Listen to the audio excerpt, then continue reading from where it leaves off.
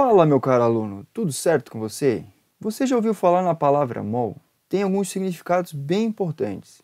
Dentre eles, significa que é uma porção muito grande de entidades elementares e também é utilizada como unidade do Sistema Internacional de Medidas representando quantidade de matéria. Vem comigo que eu vou mostrar o conceito e vamos detalhar mais algumas implicações. O conceito de mol é a quantidade de matéria de um sistema que contém tantas entidades elementares quanto são os átomos contidos em 0,012 kg de carbono de massa 12. As informações mais importantes aqui do conceito são as que eu vou destacar agora. Primeiro, quantidade de matéria. Mol representa a quantidade de matéria. Então, esse termo é muito utilizado na química. Qual a quantidade de matéria de glicose, por exemplo? Qual a quantidade de matéria de água? Qual a quantidade de matéria de qualquer outra substância ou qualquer entidade elementar ou espécie química que nós conhecemos? Falando em entidade elementar, este outro termo também é bem utilizado e este representa, digamos, entre aspas, representam as coisas da química. São as espécies químicas, são moléculas, átomos, prótons, elétrons, nêutrons, íons, são as espécies químicas existentes. Então, mol vai representar uma quantidade de matéria, porque química estuda matéria, e dentro da matéria nós temos diversas classificações, que são as entidades elementares. E o mol, ele tem como referência átomos do carbono 12, que é o isótopo mais estável do carbono 12. E além disso, o mol vai ser representado por um número que é um número constante, que é chamado de número de Avogadro. Então vamos resumir essas informações. Primeira informação, mol. Mol representa quantidade de matéria. Quantidade de matéria, ela também pode ser representada, e aí melhor, ela pode ser sistematizada através da unidade, ou seja, mol é uma unidade de medida. E é uma unidade de medida do Sistema Internacional de Medidas. Bastante utilizado. Essa unidade de medida mol, que representa a quantidade de matéria, ele vai representar entidades elementares. Essas entidades elementares são representadas por espécies químicas, entre elas moléculas, átomos, íons, e aí nós estamos falando de cátions, de ânions, as partículas fundamentais, prótons, elétrons, nêutrons e assim por diante. São as espécies químicas. Então vejam que nós temos aqui em síntese algumas informações bem importantes. Vamos relembrar. Mol representa a quantidade de matéria que é utilizada como unidade de medida do Sistema Internacional de Quantidade de Matéria. Essa quantidade de matéria são entidades elementares que são representadas por moléculas, átomos, íons, prótons, elétrons, nêutrons e assim por diante. E mol, como vem do latim porção, quantidade, ela representa uma quantidade muito grande e é representado por um número constante, que é este número aqui, ó, 6,02 vezes 10 na 23 entidades. Esse número é um número na ordem de sextilhões, é um número enorme, muito grande. Por quê? Porque nós estamos tratando de entidades elementares que são muito, muito pequenas. Os nossos olhos não têm essa detecção para conseguir visualizar. Alguns equipamentos muito sofisticados e conseguem determinar o comportamento dessas entidades elementares. Então, quando nós estamos contando partículas, ou melhor, entidades elementares muito pequenas, quer dizer que é uma quantidade muito grande. Então, um mol vai representar esse valor. Um mol representa 6,02 vezes 10 na 23 entidades por mol. No caso aqui, este número tem um nome de constante de Avogadro. Então temos aqui, inicialmente, muitas informações sobre o mol. Já sabemos, primeiro, que é uma palavra de origem do latim, que representa porção, quantidade, um monte. O mol é uma unidade de matéria do Sistema Internacional de Medidas, que representa o quê? Quantidade de matéria. quando nós estamos falando de quantidade de matéria, nós estamos falando de espécies químicas, que são as entidades elementares, que são representadas por moléculas, átomos, íons, prótons, elétrons, nêutrons, cátions e assim sucessivamente. E esse valor, o mol, tem um valor de 6,02 vezes 10 na 23. É um número muito grande. Um expoente 10 na 23 positivo é um número enorme. Então grava aí, constante de Avogadro é igual a 6,02 vezes 10 na 23. Um mol de qualquer espécie química é igual a 6,02 vezes 10 na 23. 12 gramas de carbono 12 contém 6,02 vezes 10 na 23 átomos, o que significa que um mol de qualquer substância contém 6,02 vezes 10 na 23 entidades. Por exemplo, no caso do cálcio, pegar o cálcio lá na tabela periódica, você vai encontrar o cálcio com o símbolo Ca. Ele é um átomo, certo? Um mol possui massa de 40 gramas e 6,02 vezes 10 na 23 átomos de cálcio. Qual a implicação disso? Ou de onde vem isso? A massa atômica que nós encontramos lá na tabela periódica, que é representada por unidade de massa atômica, e essa unidade, por sua vez, representa 1/12 do carbono 12, ela pode ser convertida para a massa atômica molar, que é a massa molar de um átomo. E aí nós teremos uma unidade de gramas por mol. Da mesma forma, a massa molecular em unidade de massa atômica, ela pode ser convertida em massa molar, em gramas por mol. Porque nós estamos utilizando uma porção muito grande que equivale a 1 mol. E a gente sabe que 1 mol equivale a 6,02 vezes 10 na 23. A implicação disso é que, usando a tabela periódica, com os valores que nós temos na tabela periódica, nós podemos determinar a massa atômica molar de qualquer átomo. E também nós podemos determinar a massa molar de qualquer molécula ou de qualquer fórmula química utilizando simplesmente a tabela periódica, que nada mais é o seguinte: os valores que nós temos de massa atômica, que são os valores que nós temos na tabela periódica, lembram? Temos o símbolo do elemento, sobre o símbolo do elemento nós temos um número que representa um número atômico, e embaixo do símbolo do elemento nós temos um número que geralmente é um número com vírgula. Esse número representa e pode ser associado a massa atômica do elemento químico. E, consequentemente, quando nós convertermos isso em 1 mol, que é uma porção muito grande desse átomo, vai ser exatamente, em números absolutos, vai ser exatamente o mesmo valor da massa atômica molar. Então, portanto, por exemplo, para o cálcio, pegando a tabela periódica, nós temos um valor lá de massa atômica de 40,078. Esse número vem de um cálculo da média ponderada da massa dos respectivos isótopos, 40,078. Esse número aqui quer dizer que a massa atômica é igual a 40,078 unidades de massa atômica. Se nós pegarmos uma porção muito grande, ou seja, 1 mol de cálcio, nós teremos 40,078 gramas de cálcio. Então vejam o que tem em comum. O que tem em comum é o valor.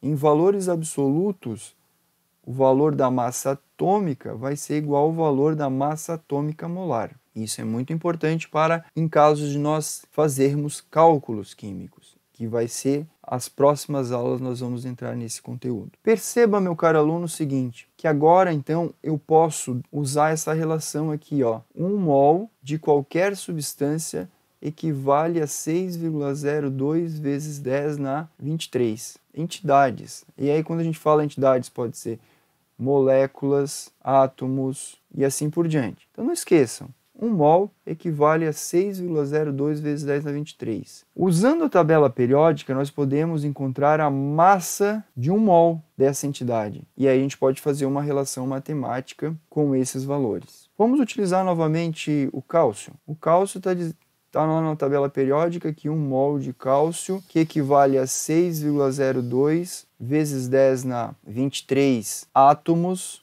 porque cálcio é átomo, né? 6,02 vezes 10 na 23 átomos equivale a 40,078 gramas. E aí você pode fazer qualquer relação. Por exemplo, se eu tiver 2 mols de cálcio, quantos átomos eu terei?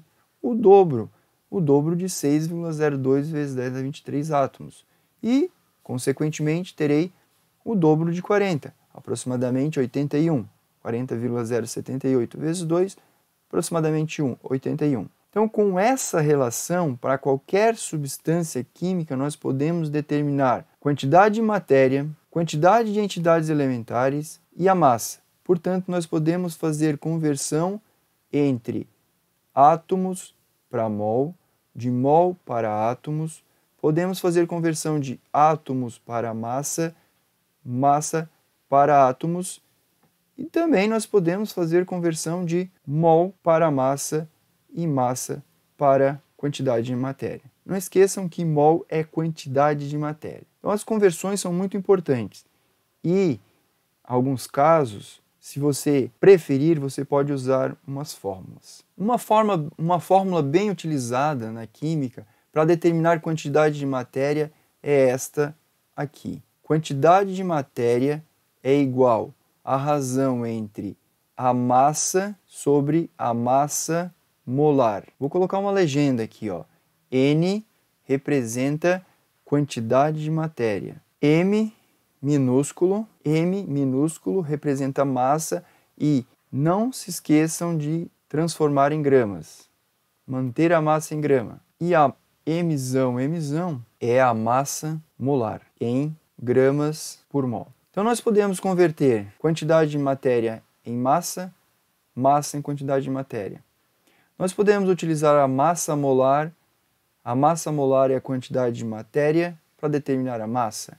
Então, podemos utilizar essa fórmula aí para determinação de quaisquer uma das incógnitas que nós temos aqui. Uma outra fórmula bem utilizada é esta daqui, que relaciona com o número de entidades elementares.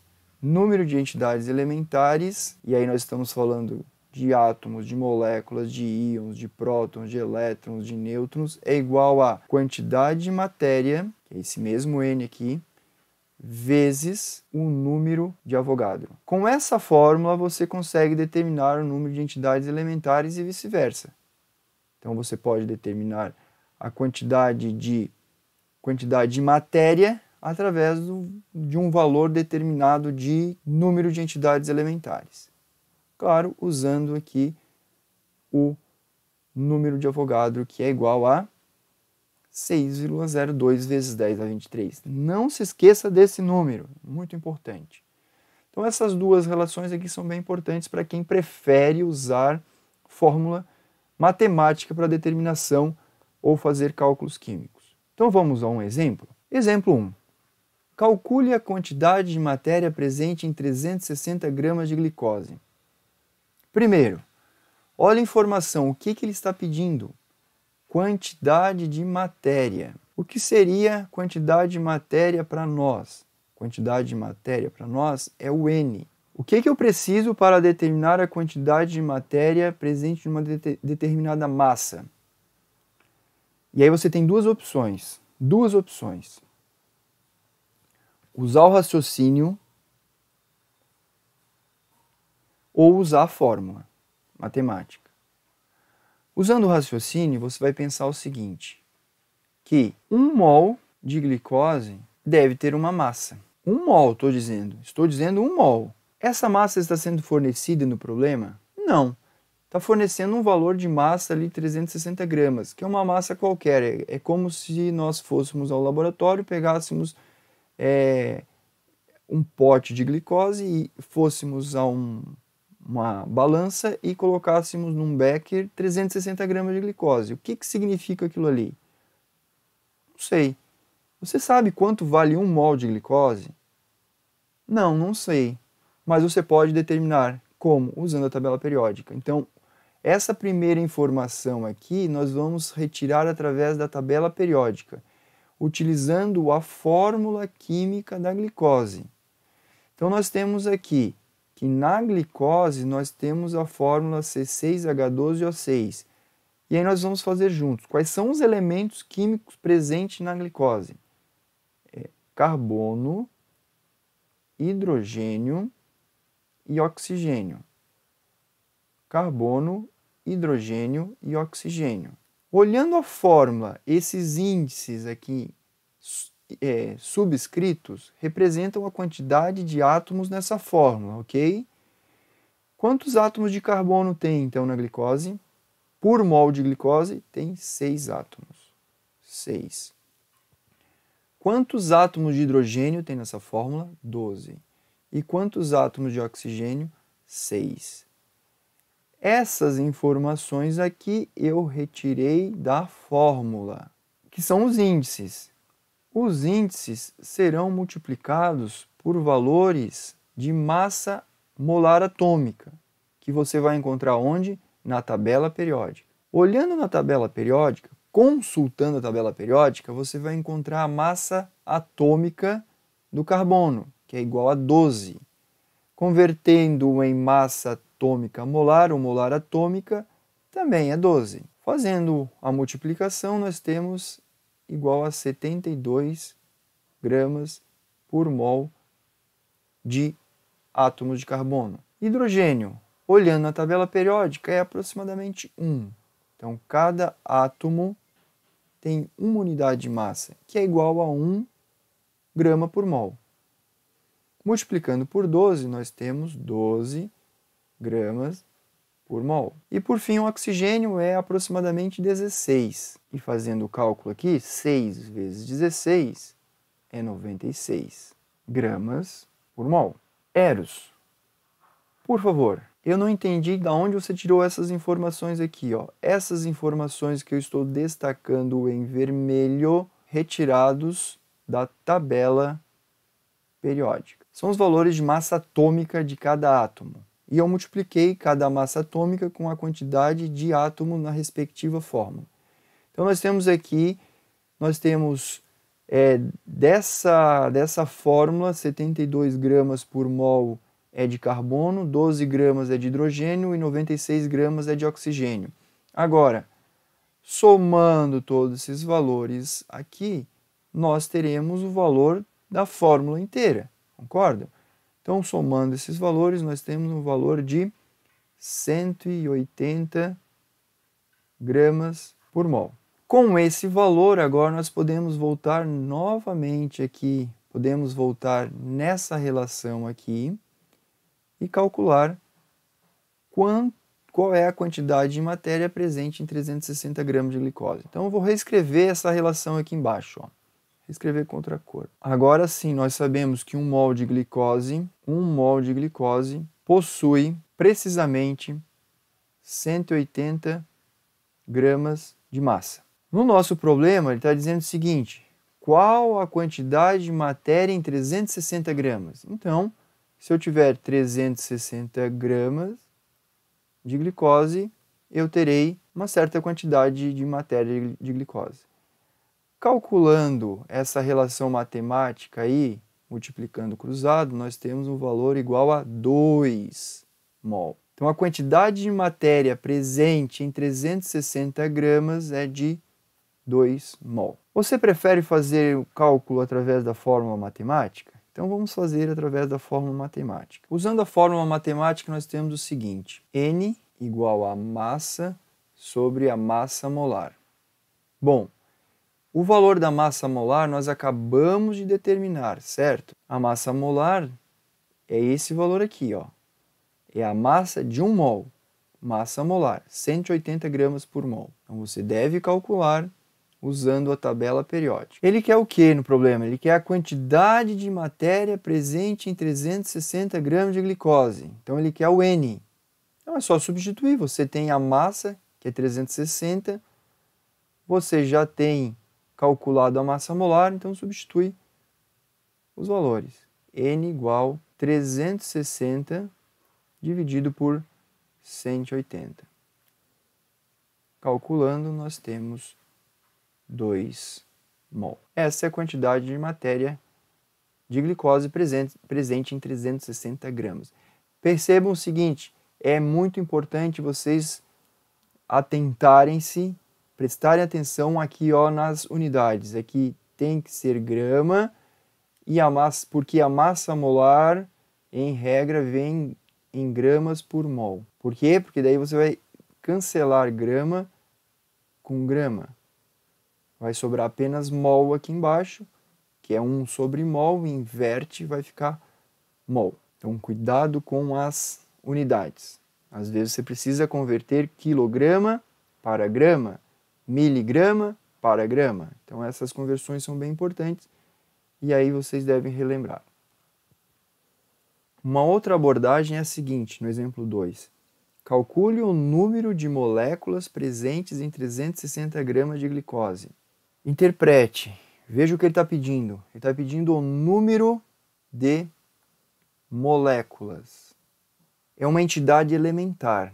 Portanto, já se espera que você tenha de utilizar a constante de Avogadro.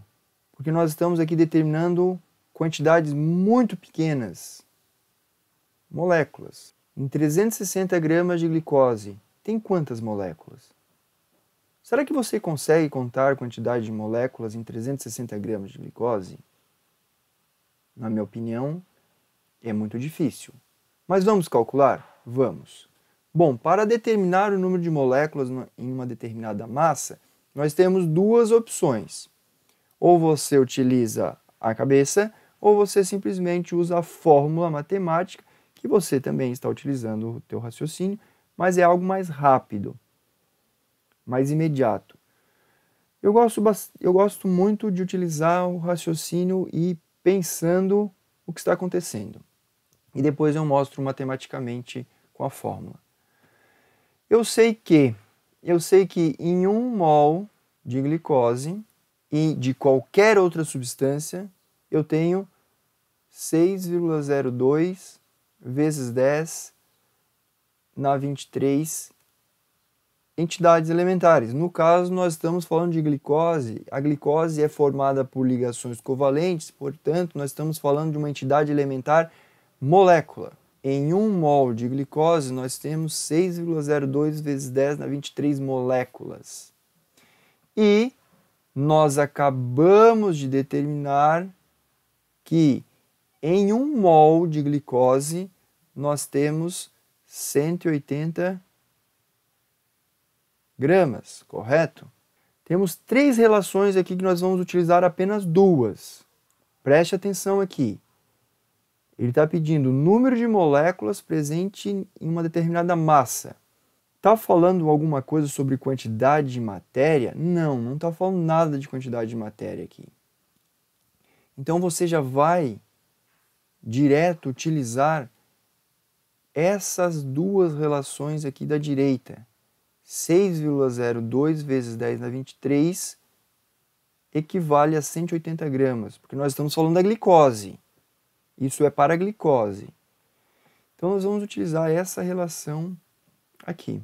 Esqueçam esse 1 mol de glicose, que é uma informação periférica. Vamos continuar aqui então. Ó. Se eu sei que em 180 gramas, que equivale a 1 mol de glicose, tem 6,02 vezes 10 a 23 moléculas, 360 gramas de glicose vai ter Y moléculas. Concordam? Então vamos calcular essa relação matemática que é comumente conhecida como regra de 3. E a gente vai calcular em x ou cruzado, como você queira. Eu vou isolar já diretamente o y e aí nós temos o seguinte. 360 dividido por 180 vezes 6,02 vezes 10 na 23. Fazendo o cálculo, nós temos 360 dividido por 180 é 2. 2 vezes 6,02 vezes 10 na 23. Fazendo a multiplicação, aqui nós vamos ter 1,204 vezes 10 na 24 moléculas. É um monte de moléculas. É muita molécula, porque nós estamos falando de 2 mols. Se cada mol tem 6,02 vezes 10 na 23, 2 mols vai ter o dobro, que equivale a 1,204 vezes 10 na 24 moléculas. E por fim, uma outra abordagem do mol em relação ao balanceamento químico. Quando nós fazemos o balanceamento químico, nós estamos vendo a proporção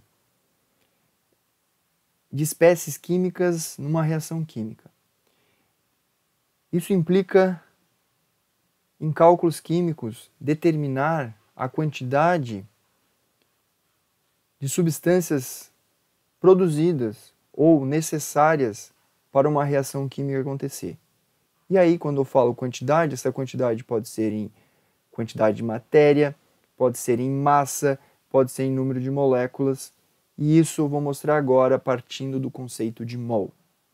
Olhando a reação química representada aqui, e ela tem um texto aqui descrevendo essa reação química, e ela já foi descrita em forma de equação química aqui embaixo.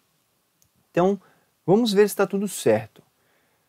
Quando se limpa o mármore, carbonato de cálcio, que ele é sólido, com um ácido muriático, HCl, observa-se uma fervura, que é o desprendimento de gás carbônico, um dos produtos da reação, juntamente com água e cloreto de cálcio. Então ele dá todas as partes da reação química num texto.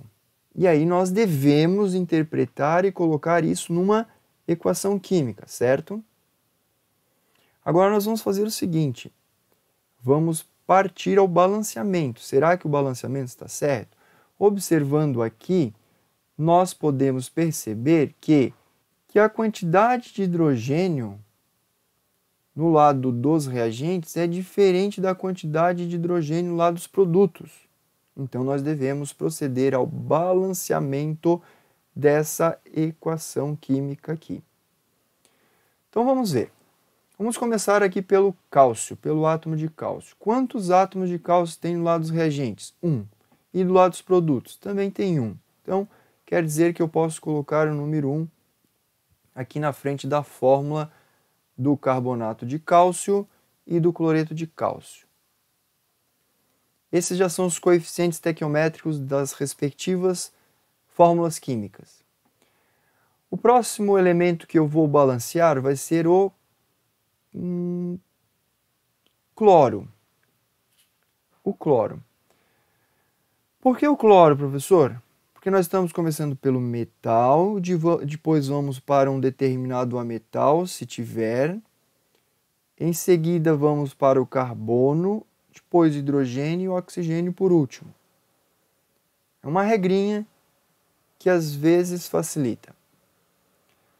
Quantos átomos de cloro tem no lado dos reagentes? 1 átomo de cloro. E do lado dos produtos? Temos 2, porque esse 1 está multiplicando com esse 2, portanto nós temos 2 átomos de cloro. Então eu vou fazer uma tabelinha aqui, ó, para a gente não se perder. Já vimos do cálcio, que tem 1 do lado direito e 1 do lado esquerdo.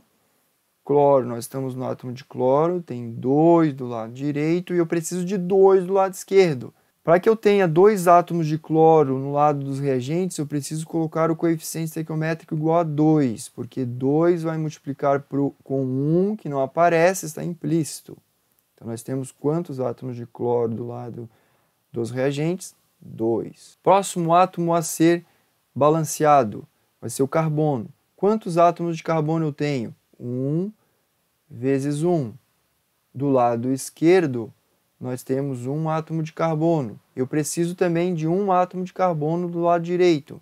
Então, vou colocar o número 1 aqui, porque o 1 vai multiplicar com 1, portanto, eu tenho 1 átomo de carbono do lado direito. Próximo átomo a ser balanceado vai ser o átomo de oxigênio, que é o último. Aliás, hidrogênio agora. O próximo átomo a ser balanceado é hidrogênio. Quantos átomos de hidrogênio tem no lado dos reagentes? 2. 2 átomos de hidrogênio. Quantos átomos de hidrogênio eu preciso do lado dos produtos? 2. Para que isso seja satisfeito, eu tenho que colocar o número 1, porque o 1 vai multiplicar com 2, e aí, consequentemente, nós temos 2 átomos de hidrogênio.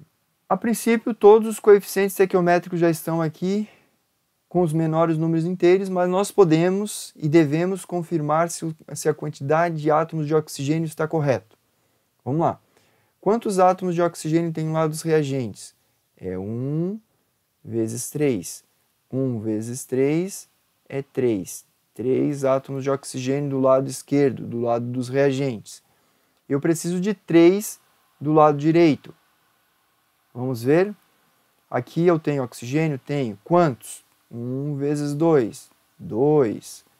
Tem mais oxigênio? Tem mais átomos de oxigênio. Tem aqui na fórmula da água. 1 vezes 1 igual a 1. Então, 1 mais 2 igual a 3. Vejam, então, que a quantidade de átomos do lado dos produtos é igual à quantidade de átomos do lado dos reagentes. Isso quer dizer, então, que a reação está balanceada com seus respectivos coeficientes estequiométricos. Bom, usando o mol, para que serve o mol num balanceamento químico? Através do mol, você vai ter uma proporção exata do que está reagindo e do que está sendo produzido. E eu posso fazer qualquer relação proporcional entre quaisquer substâncias numa reação química, utilizando a equação química. Então você pode escrever e você pode interpretar a reação química, a equação química, escrevendo ou falando o seguinte: 1 mol de carbonato de cálcio reage com 2 mols de ácido clorídrico, formando 1 mol de dióxido de carbono mais 1 mol de água na forma líquida e 1 mol de cloreto de cálcio na forma aquosa. Isso é importante porque nós estamos falando de quantidades muito grandes. 1 mol são entidades elementares com uma quantidade enorme. E aí fica algo mais lógico, porque nós não conseguimos contar uma molécula de carbonato de cálcio, uma molécula de HCl e assim sucessivamente. Porém, nós podemos contar e medir a quantidade de carbonato de cálcio utilizando uma balança, porque nós sabemos que nós podemos converter o número de mol, a quantidade de matéria, em massa, como nós acabamos de ver. Na próxima aula, nós vamos mostrar como que nós fazemos e procedemos os cálculos químicos utilizando os termos aqui aprendidos. Até a próxima aula, turma.